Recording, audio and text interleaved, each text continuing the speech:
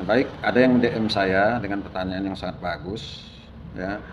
Yang bertanya, coba apa perbedaan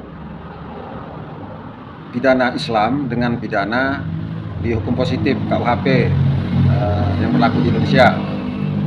Baik, saya sebenarnya ini bukan pakar hukum ya, tapi saya sering bertanya kepada advokat atau pengacara atau yang pernah saya dalami di perkuliahan pada waktu lampau, bahwa salah satu perbedaannya itu dari penerapan hukum. Sebagai contoh, tindak pidana pencurian. Tindak pidana pencurian itu dalam Al-Quran disebutkan, ya ayyuhallazina amanu kutiba alal kumil qisas bil qatla. Itu potong tangan di situ. Sedangkan dalam KUHP yang tertera dalam pasal itu dilihat juga penerapan hukumnya beda. Ada di situ mungkin disertai dengan kekerasan segala macam di situ kan, dia pasalnya berbeda di situ. Dan hukum pidana Islam itu sifatnya statis. Kalau umpamanya hukum sholat umpamanya, dia subuh 2 rakaat, nggak berubah-berubah. Lain dengan KUHP. KUHP ini dia dinamis, dia berkembang.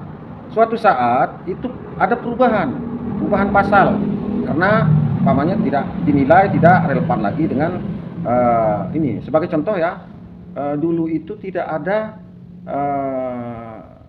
sebelum adanya media sosial ya yang berkaitan dengan ITE sebagai alat bukti, screenshot ataupun jejak digital sebelum adanya itu bukan alat bukti. Zaman dulu itu belum ada. Tapi terkait hal ini di KUH baru ini salah satu alat bukti, yaitu baik transaksi elektronik maupun jejak digital itu bisa sebagai alat bukti. Nah, jadi sebenarnya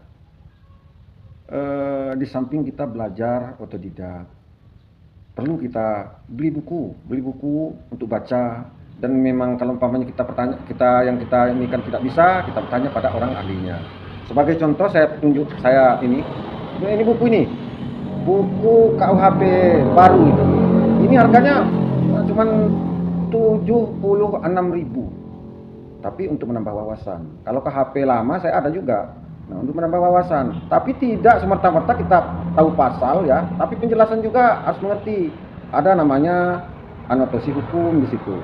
Buku lama saya juga ada di sini terkait Impres nomor 1 tahun 1991 tentang ini sudah usang ini dengan kompilasi hukum Islam.